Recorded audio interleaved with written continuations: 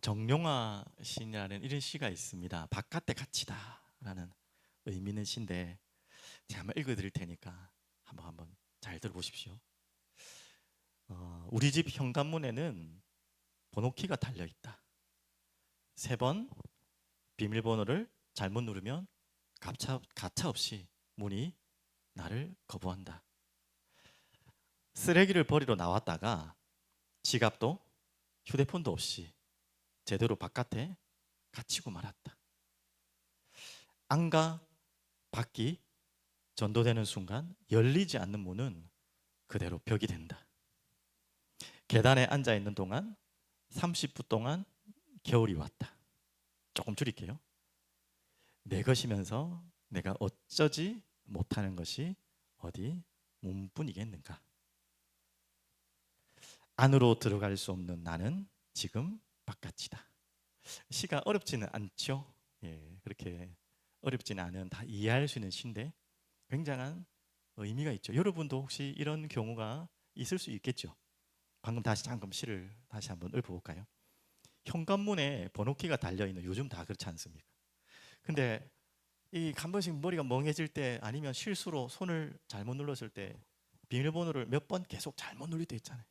그러니까 완전히 도어가 락이 돼버려가지고 한 30분 또 오랫동안 여러 가지 뭐 문들이 다르겠지만 한참 이후에 다시 열 수 있는 그런 문에 지금 갇혀버린 거예요. 한마디로 문을 열지 못하게 된 거예요. 근데 지금 쓰레기를 버리러 나왔으니까 휴대폰, 지갑 뭐 아무것도 안 들고 왔어요. 아주 가벼운 옷으로 빨리 쓰레기 버리고 들어오려다가 문이 안 열려버린 거죠. 최소 30분 이상 기다려야 된다. 이거 뭐 지갑도 없고 휴대폰도 없으니까 갈 데도 없고. 그러니까 그냥 밖에 그냥 걸터 앉아서 시간만 기다리고 있는데 그런 이야기 아닙니까? 자기의 시의 시적인 표현 아닙니까? 안과 밖이 바뀌어 버린 거예요. 자기가 지금 밖에 갇힌 거예요.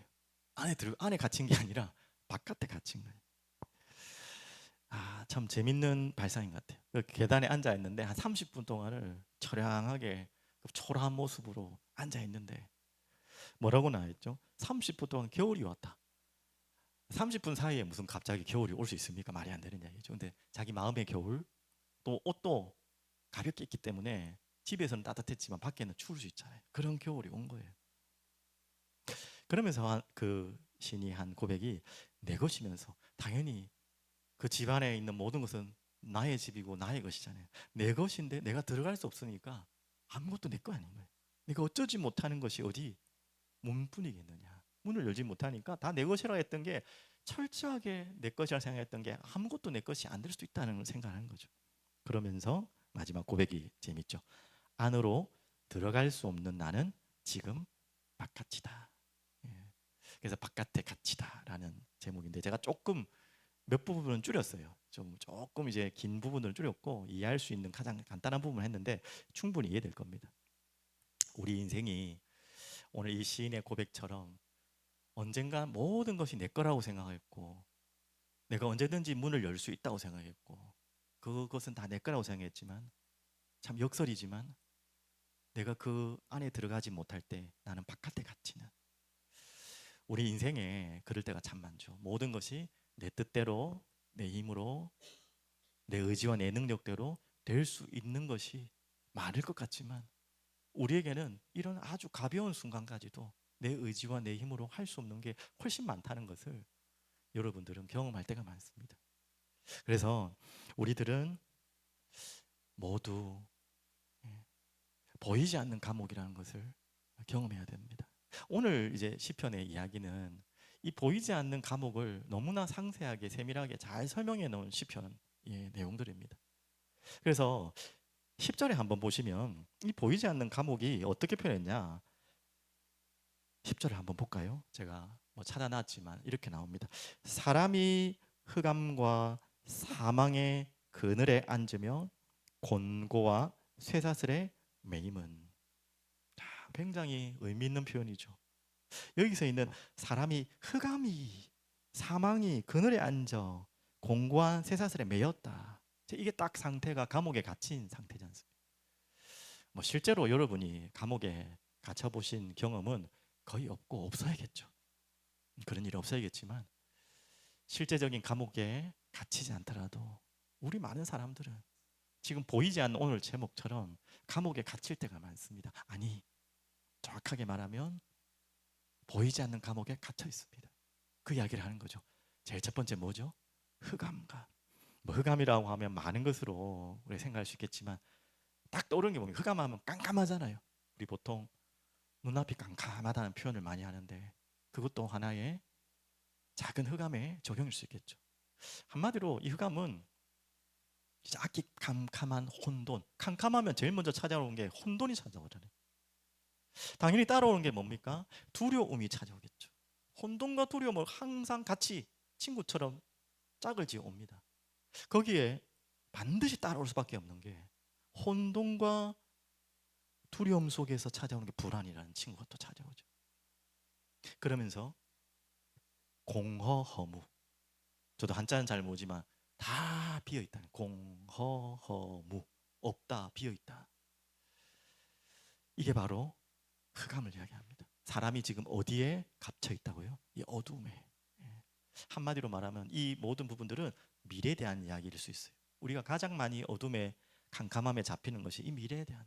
왜 그러냐? 우리는 단 1초 이유도 알 수 없어요. 예상은 할 수 있죠. 예측은 할 수 있겠지만 예상과 예측대로 100%될 수는 없어요. 우리는 미래를 알 수 없고 예측할 수 없어요. 하물며 우리에게는 뒤에 나오는 것처럼 사망을 앞두고 있단 말이죠. 사망의 그늘이라는 표현을 썼지 않습니까? 모든 사람은 사망의 그늘을 벗어날 수 있는 사람이 없어요.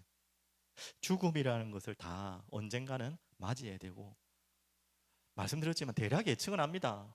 여자분들 평균 수명, 남자분들 평균 수명 대략 예측은 할 수 있지만 말 그대로 예측이지 언제 어떻게 찾아올지는 모릅니다. 그리고 더 정확한 것은 모든 사람은 다 죽음이라는 길로 가고 있어요. 존재론적 우리는 이 불안과 두려움 속에 사는 거죠. 그게 사망의 그늘, 사망을 향하여 사망의 그늘 아래에서 살아가는 존재론적으로 불안한 존재, 두려움 속에 사는 존재. 이게 바로 우리를 보이지 않는 감옥에 가두는 것이죠. 또 뭐라고 표현했습니까? 공고라는 표현 많이 쓰진 않지만 좀 적용하면 현대인들이 가장 많이 지금 당하고 있는 뭡니까? 번아웃. 보통 번아웃 이런 많이 쓰잖아요. 당연히 너무 열심히 최선을 다하다 보니까 소진되어서 오는 것도 있지만 대부분은요, 채워지지 않는 욕망을 쫓아가다가 거기에 소진되는 거죠. 모든 내 마음의 육신의 모든 것들이 소진되는 거죠. 그것이 공고로 표현할 수 있겠죠.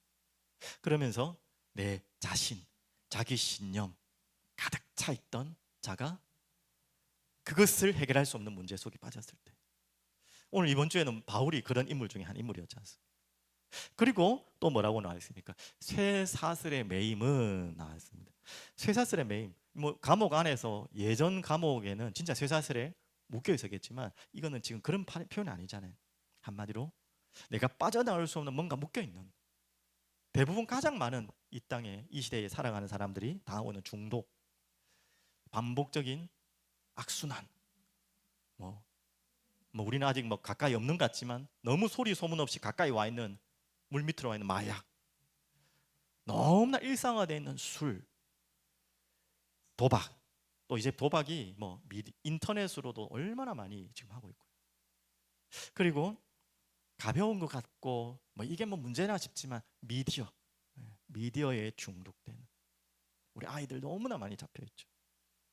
게임, 그리고 많은 돈과 관련된 중독, 쇼핑, 나쁜 습관, 악스, 하면 폭식, 먹는 것까지도, 자기 자책, 패배주의, 또 여러 가지 경험으로 인한 트라우마, 하여튼 여러 가지 이 보이지 않는 감옥 안에 쇠사슬에 매여 있는 상태. 또 요즘에 가장 많이 사람들이 힘들어하는 게 인간관계죠. 관계 속에서 묶여 있는, 예전에도 한번 말씀드린 것 같지만 누군가가 다 정말 관계 속에서 틀어졌을 때 나는 어디에 갇힌다고 했습니까? 나는 내가 만든 감옥에 갇히는 거예요. 그리고 그 열쇠는 상대에게 주는, 참 어리석은 그 인간관계 속에 묶여 있는 그런 감옥들, 그런 쇠사슬을. 그래서 또 4절에 또 안 찾았지만 좀 보면 이렇습니다. 제가 뭐 어디 이미지를 한번 찾아봤는데요. 딱 지금 감옥 안에 갇혀 있는 아주 쓸쓸한 외로운 한 남자가 보이죠. 저건 진짜 보이지 않는 감옥인데 더 나아가서는 우리의 마음의 감옥들 속에 있는 거죠. 자, 그러면서 14절에 보면 얽매인 줄 이렇게 나옵니다. 흑암과 사망의 그들에서 방금 설명한 것처럼 그뿐만 아니라 얽매인 줄이 같은 말이죠. 새 사슬에 매인 거나 똑같은 거죠. 계속해서 이 불행의 고리가 나에게만 묶고 있는 것이 아니라 이 새 사슬에 묶여 있는 여러 가지 악습 중독이 나에게만 묶여 있는 게 아니라 그 불행의 고리, 악순환의 고리가 가정을 타고 후대들에게, 자녀들에게 악순환되는, 닮고 싶지 않은 부모를 닮는 것만큼 슬프고 아픈 게 어디 있습니까? 그런데 그렇게 사랑합니다. 어쩔 수가 없이. 자, 그러면서 13절에는 또 뭐라고 표현되어 있냐면요, 13절에는 환난과 고통이 나온다고 합니다. 지금 보이지 않는 감옥에 갇혀 있는 사람들의 이야기죠. 환난과 고통은 뭡니까? 한마디로 예고 없이 찾아오는 삶의 위기들. 예고가 있어도 무서운데 예고 없이 찾아오는 많은 위기들, 그로 인한 많은 스트레스들, 우리가 알다시피 뭐 불치병들, 갑자기 찾아오는 병들 있잖아요. 특히 암이 너무나 많고요. 사고들, 놀라운 사고들, 경제적인 위기들, 파산 뭐 이런 것들. 한마디로 내 힘으로 막을 수 없는 거대한 태풍과 같이 파도같이 밀려오는, 그로 인해서 요즘 많은 사람들이 가장 많이 겪고 있는 게 불면증이라고 하잖아요. 잠을 잘 수 없는 불면증. 잠이 안 오는 것도 문제지만 더 큰 문제는 잠이 올 수 없도록 쉴 수 없는 병이죠. 잠이 안 오는 병이 맞지만 결국 마음이 쉴 수 없는 병이 잠이 오지 않는 거잖아요. 자, 이런 환난과 고통 속에서 오는 여러 가지 부작용들. 그러면서 18절에는 좀 특별한 또 말이 나오죠. 뭐라고 나옵니까?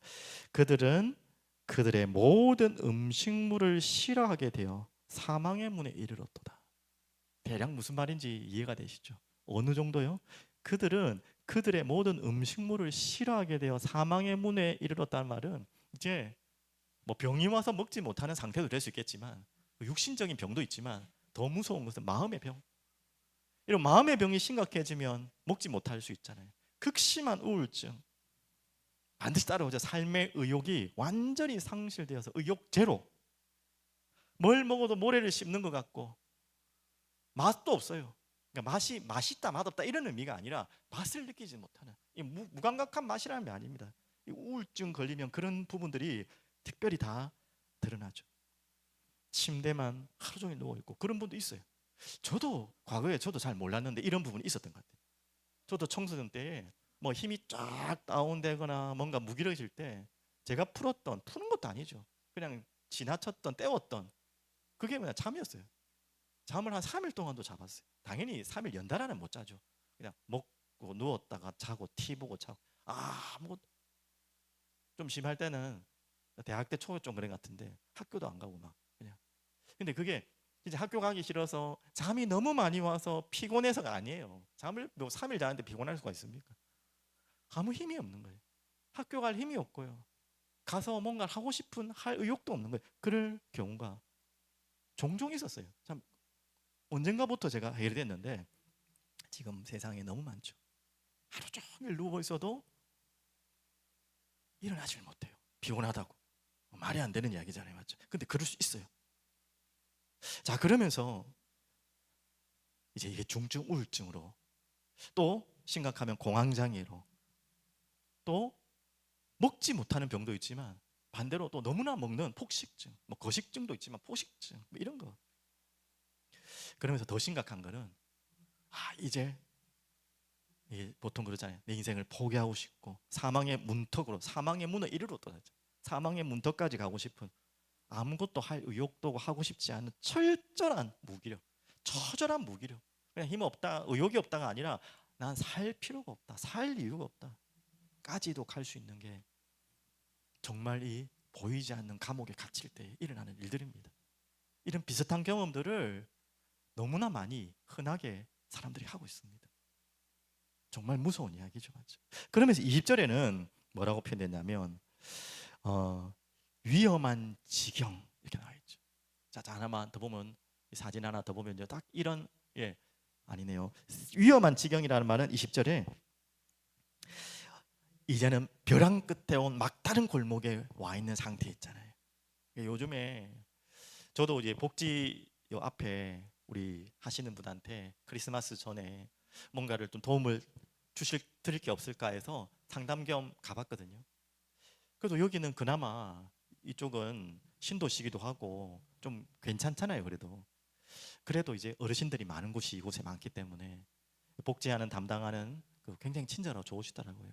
무엇이 가장 지금 걱정되시고 우리가 또 놓친 것이 많습니까 말하면 어르신들 고독사라는 거예요. 어르신들 고독사. 그러니까 그게 참 어렵다는 거예요. 가족들이 자주자주 찾아뵙고 하면 뭐 이게 덜하겠지만 그런 분들 없이 가족도 잘 찾아뵙지 않고 어르신들이 자꾸 밖에 나오면 되는데 나오지 않고 홀로 안에 갇혀 있으니까 모르는 거예요. 어떻게 어떤 상황이 되는지. 그러니까 이 복지과에서 가장 많이 신경 쓰는 게 그 어르신들 밖으로 나오도록 뭐 먹고 뭐 드리고 하는 건 둘째치고 자꾸 밖으로 나오도록 안에 안 갇혀 있도록. 그래서 뭐 미술도 하고 어디 여행도 보내드리고 그런 게 가장 지금 큰 사업이라고 하는 거예요. 복지계에서 또 신경 써야 될 사업이고 거기에 좀 같이 도움을 달라 이런 이야기 하시더라고요. 그래서 가장 큰 고민이 뭐냐, 지금 인터넷 시대 아니면 인터넷, 저도 영어 잘 모르지만 어떤 의미입니까? 모든 것이 소통되고 연결되는 시대잖아요. 모든 게 자기 개인 신상까지 SNS에 다 드러내는 시대인데 모든 게 연결되는 시대인데 더욱더 마음은 고립되고 고독한 시대가 온 거예요. 고독사가 너무나 많다고 합니다. 더 심각한 거는 어르신들만이 아니에요.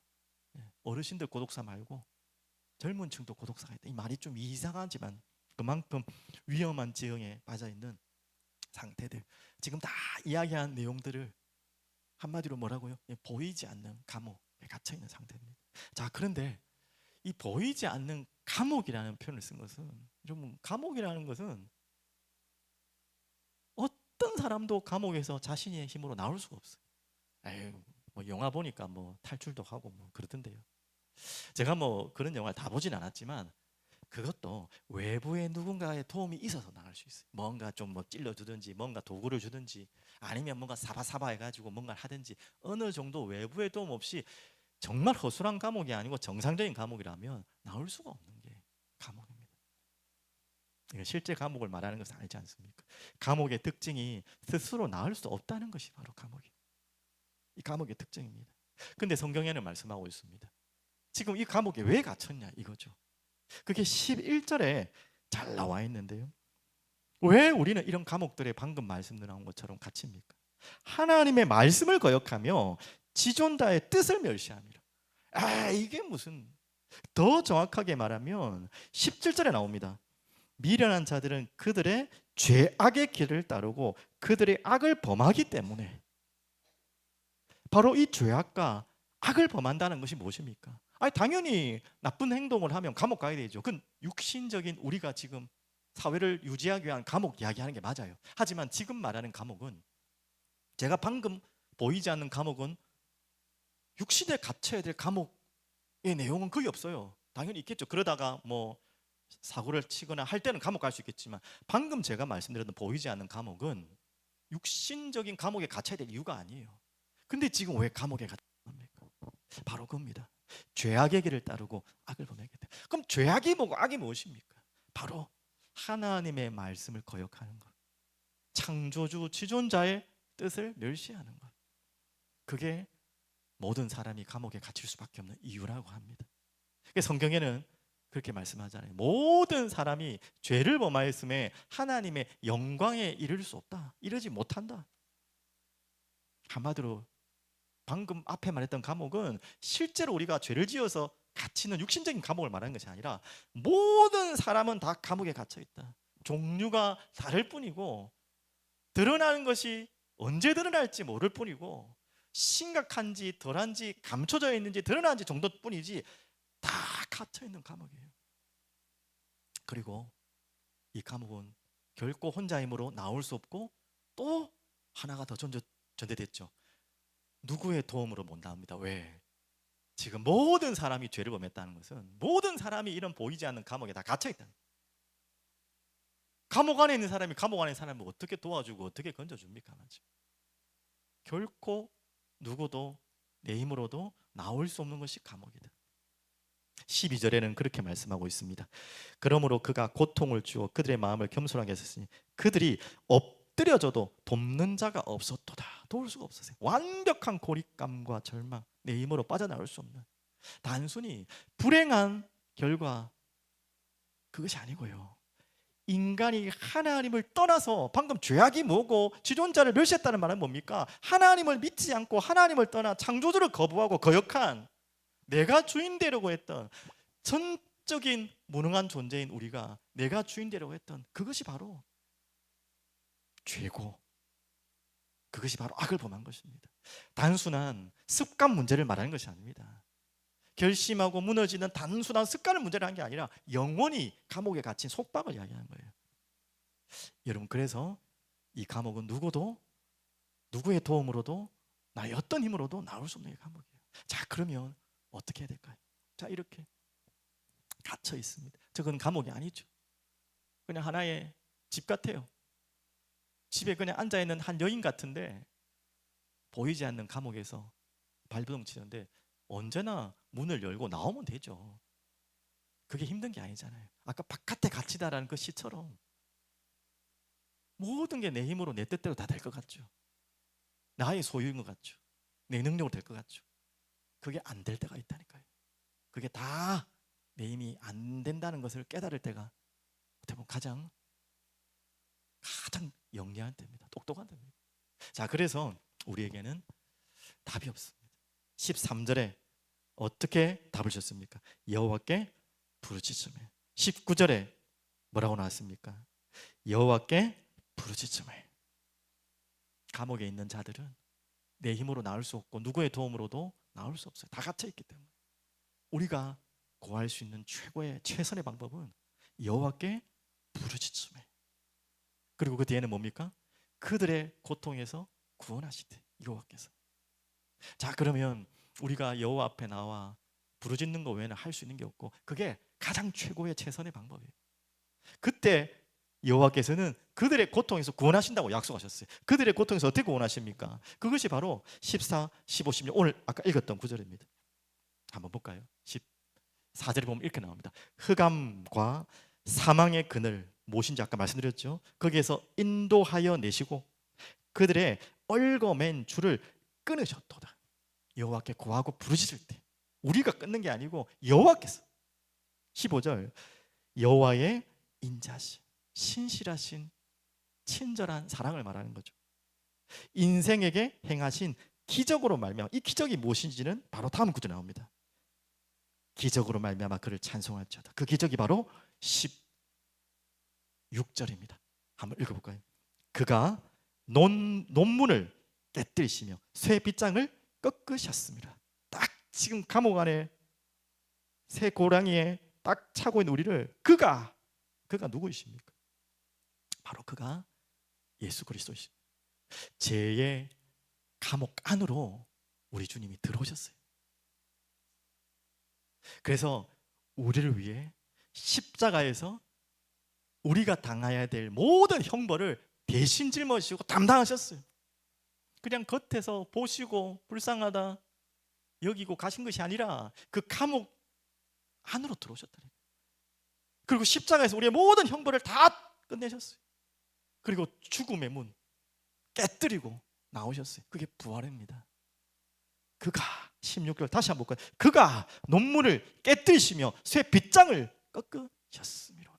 그 죄로 인한 묶여있는 모든 것에서 감옥 안으로 직접 들어오셔서 그 형벌을 다 담당하시고 죽음의 문을 깨뜨리시고 부활하셨습니다. 그래서 이 그리스도는 많은 종교 중에 하나가 아닙니다. 모든 묶인 것에서, 이 사망에서, 지옥에서, 이 묶인 것에서, 감옥에서 해방받을 수 있도록 우리에게 오신 놀라운 사건이 바로 십자가의 사건입니다. 그래서 20절에는 또 이렇게 표현하고 있네요. 20절을 한번 볼까요? 제가 한번 읽어드릴게요. 그가 그의 말씀을 보내요. 이 또 특별한 이야기죠. 그의 말씀을 보내요. 그들을 고치시고 위험한 지경에서 건지셨도다. 이 그가 말씀 또한 누구이십니까? 예수 그리스도를 말하는 거예요. 요한복음에는 이렇게 말씀하고 있습니다. 말씀이 육신이 되어 우리 가운데 거하시매. 말씀이요, 우리 영혼을 비출 때, 그 빛으로 오신 그 예수님이 우리 가운데 찾아오실 때 이 말이죠. 죽은 영혼이 살아나고 묶인 마음에서 풀려나고 잃어버렸던 삶의 방향과 목적을 다시 찾는 것입니다. 그가 말씀을 보내요. 자, 정말 이게 잘 안 믿어지시죠? 여러분, 정말 예수님이 2000년 전에 이 땅에 오신 것은 이건 안 믿어도 됩니다. 여러분 믿으라고 안 합니다. 그건 사실입니다. 예수님이 실존했다는 것은 이제는 믿는 사람이든 믿지 않는 사람이든 역사학자는 다 인정합니다. 십자가도 인정합니다. 부활을 인정 안 하냐 차이가 있고 동정녀로 왔냐 안 왔냐 차이는 있지만 누구든 다 인정합니다. 자, 그러면 거기에 대해서는 우리가 성경을 통해 알지만 저는 다른 것으로 한번 제시해 보려고. 이게 말이 되냐, 안 믿어진다. 자, 그러면 바울을 한번, 예수님의 실존 인물이라는 건 당연한 거고요. 바울은 더욱더 실존 인물이죠. 말할 필요도 없죠. 거기에 대해서 부정하는 사람은 역사를 모르는 사람이고 상식이 없는 사람이라고 해야 돼요. 베드로 그리고 그의 제자들. 자, 한번 상식적으로 생각해 볼게요. 바울이 어떤 사람이었습니까? 바울은요, 유대인 중에 유대인. 한마디로 쉽게 말하면 예수 믿는 자를 잡아 죽이는 게 자신의 사명이었던 사람이에요. 그게 자기 신념이었고 가치관이고 세계관이었던 사람. 실제로 다메섹이란 다마스코스로 가다가 왜 갔다고 했습니까? 그곳에 예수 믿는 자들이 있다는 정보를 듣고 권한을 가지고 권리를 가지고 그들을 잡아서 또 죽이기까지 하려고 잡으러 갔던 인물이 바울이에요. 그런 사람이 어떻게 완전히 바뀌어서 그런 인물이 됩니까? 갑자기 정신이 이상해졌습니까? 그것은요, 진짜 부활하신 주님을 보지 않았다면, 만나지 않았다면 그럴 수가 없어요. 멍청한 사람이고 사람이 왔다 갔다 하는 사람이고 줏대가 없는 사람 같으면 이상한 사람이라고 생각 끝날 수 있겠지만 바울은 절대 그런 사람이 아니에요. 유대인 중에 유대인이요, 율법으로는 흠이 없는 자라고 자기가 할 만큼 사내들인 공회원이었고요. 그런 사람이 어떻게 예수 믿는 자를 핍박하고 잡으러 갔던 사람이 뒤집어졌습니까? 부활하신 주님을 만났다는 것 외에는 어떤 것으로 설명할 수 없어요. 합리적으로, 객관적으로. 다른 거 설명해 주십시오. 굳이 우기려면 정신이 이상이 됐다는 것밖에 없죠. 과연 그렇습니까? 그러면 바울만 그런 게 아니라 베드로는요, 제자들은 그들은 원래부터 예수 믿고 다녔지 않냐? 과연 그렇습니까? 예수님이 십자가 지실 때 다 도망갔어요. 다 도망간 존재예요. 그것 또한 성경에 다 기록되어 있어요. 그런 부끄러운 걸 왜 기록해 놨겠습니까? 그런 겁쟁이, 한마디로 바울은 잘못된 자기 신념의 감옥에 완전히 갇혀있던, 자아 감옥에 갇혀있던 사람이에요. 베드로나 제자들은 두려움, 또 실패에 대한, 상처에 대한 감옥에 갇혀있던 사람이에요. 그런데 베드로가 또 그의 제자들이 다 도망갔던 그들이 어떻게 그렇게 갑자기 하루아침에 바뀔 수가 있습니까? 갑자기 그게 말이 되는 이야기입니까? 이건 실제적인 역사잖아요. 충분히 말할 수 있는 근거는 하나밖에 없어요. 부활하신 주님을 만난 거 외에는. 그거 외에는 설명할 수가 없어요. 정말 아닙니까? 적당하게 예수 믿고 살려고 한 게 아니에요. 자신의 인생을 다 그렇고, 바울도 그렇고, 베드로의 제자들도, 베드로와 제자들도 그렇고, 그냥 인생을 다 건 게 아니라 순교했어요. 여러분, 정말 그들도 집단 제정신이 아니라 정신 이상이 왔습니까? 집단 홀려서 그렇습니까? 그것도 말이 안 되는 거죠. 그게 더 비이성적이고 합리적이지 않아요. 합리적, 객관적이라면 바울이 부활하신 주님을 만나지 않고는 그럴 수가 없어요. 제자들도 그 겁쟁이가 그 상처 속에 붙잡혀 있던 다무었던 자들이 그렇게 다시 일어나서 생명 걸고 복음을 전할 수 있었던 근거는 한 사람도 아니고, 그 많은 제자들이 일어날 수 있었던 이유는 하나밖에 설명할 수 없어요. 십자가에 죽으신 예수님이 살아났다. 그걸 봤기 때문에 그들이 그렇게 바뀐 거 아니겠습니까? 제가 억지로 믿으라는 거 아니에요. 말도 안 되는 소리를 어떻게 믿으라, 이거 아니에요. 저는 그 증인들을 통해서도 예수님의 십자가 부활은 사실 중에 사실입니다. 여러분, 그렇게 이 바울과 제자들과 바울은 오랫동안 갇혀있던 감옥에서 나온 거예요. 저도 마찬가지입니다. 간증하려면 끝도 없는데요. 아까 잠시 좀 이야기 나왔듯이 저는 제가 예상컨대 저희 외가 쪽을 쫙 가문을 돌아보면 정신쇠약이 너무 많아요. 정신적인 쇠약이 있잖아요. 이게 실제적으로도 그래요. 제 외삼촌 또 외갓집 제일 저희 어머니 보시겠지만 그나마 정상이 저희 어머님이고 그 외 외갓집의 모든 분들이 다 똑똑하고 머리는 좋으신데 정신쇠약이 있어요. 나쁜 분은 없어요. 정신쇠약. 제 사촌 중에도 외가 쪽에는 좀 그런 영향을 받은 분이 많아요. 아직도 이게 뭐가 있죠. 저도 분명히 그런 분이 있었고 또 저를 보니까 감성도 좋은 쪽으로 감성이지 굉장히 예민하고 기분의 기복도 많고 또 사람 관계 속에서도 제가 막 독하게 악하게 못하니까 계속 끌려다니고 묶여서 살아가려다는 분명히 그런 사람. 하여튼 여러 가지 말할 수 없는 감옥에 평생 갇혀야 됐어요 사람이. 근데 제가 이 자리에 서서 주님의 말씀을 전하고 여러분과 함께 이렇게 걸어갈 수 있는 거는 진짜 하나님의 은혜입니다. 부활한 주님을 제가 뭐 눈앞에 본 건 없지만 말씀으로 비춰줘서 그 말씀으로 나를 살리시고 변화시키셨어요. 여러분 이 자리에 앉아 계신 분도 다 마찬가지일 겁니다. 여러분 아직 잘 안 믿어지신 분은 진짜 기도하십시오. 부르짖어 보십시오. 자 마지막에 어떻게 부르짖습니까? 여기서부터 다시 시작하시면 됩니다. 지금 내가 이 말씀을 듣고 나는 지금 이 감옥에 갇혀 있습니다. 누구한테도 말할 수 없는 정말 갇혀 있는 감옥에 있습니다. 어떻게 하면 됩니까? 지금 여기서부터 지금 이 순간부터 오늘 이 순간부터 다시 시작할 수 있습니다. 그게 어떻게 시작하면 되죠? 부르짖으라. 성경에는 계속 말씀하고 있어요. 우리 보고 뭐 하라고 안 했어요. 대단한 거 하라고 안 했어요. 너는 내게 부르짖으라. 내가 네게 응답하겠다. 너희가 내게 부르짖으며 내게 와서 기도하라. 그리하면 뭐예요? 내가 응답하겠다. 오늘 말씀과 똑같이 예레미야서 많은 성경에는 우리들에게 요구하는 것은 하나밖에 없어요. 나에게 오라 부르짖으라. 그것도 하나님 은혜지만요. 온 마음으로 나를 구하고 찾으라. 그럼 반드시 나를 만나리라. 구체적으로 어떻게 하란 말입니까? 하나님 은혜가 임하여 이렇게 믿어지게 하옵소서. 로마서 10장 9절 10절에 이렇게 말씀하고 있습니다. 내가 만일 너의 입으로 예수를 주로 신하며 또 하나님께서 그를 죽은 자 가운데서 살리신 것을 내 마음에 믿으며 예수님이 나를 위해 감옥 안으로 들어오셨다는 말이 십자가 죽으셨다는 말이잖아요. 나의 형벌을 대신 지시기 위해 오셨다는 거잖아요. 그리고 감옥 문을 나오셨다는 것은 살아나셨다는 거잖아요. 끝냈다는 거잖아요. 나의 형벌을. 그 사실을 믿으면 조건이 없어요. 누구든지 주의 이름을 부르는 자는 구원을 얻으리라. 어떻게 하면 됩니까? 내 마음으로 이 사실을 믿고 의에 이르고요 입으로 고백하여 신하여 구원에 이르리라. 하나님의 말씀은 이렇게 나옵니다. 지금 이 사진이 아주 아름답지 않습니까? 지금 감옥 안에 그 창살 안으로 십자가가 들어온 거예요.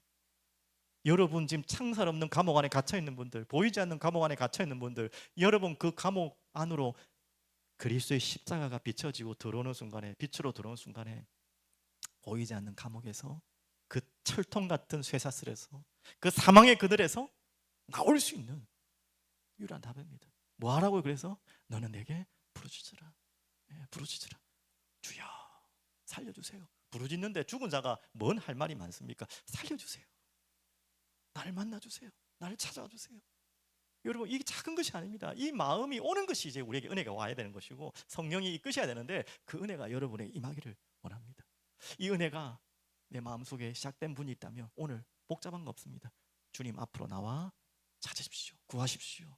부르짖으십시오. 큰 소리 내라는 게 아니에요. 내 마음으로 온 마음으로 그를 찾고 부르짖으십시오.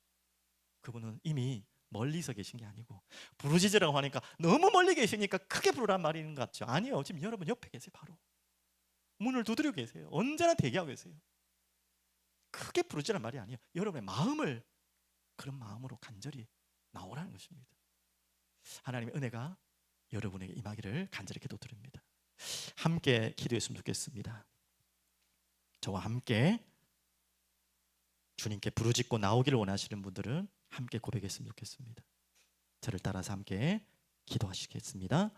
살아계신 하나님 아버지, 지금 이 순간 예수 그리스도를 부르짖습니다. 제 마음속에 찾아와 주시옵소서. 내 마음속에 오신 예수님은 나를 위해 십자가에 죽으시고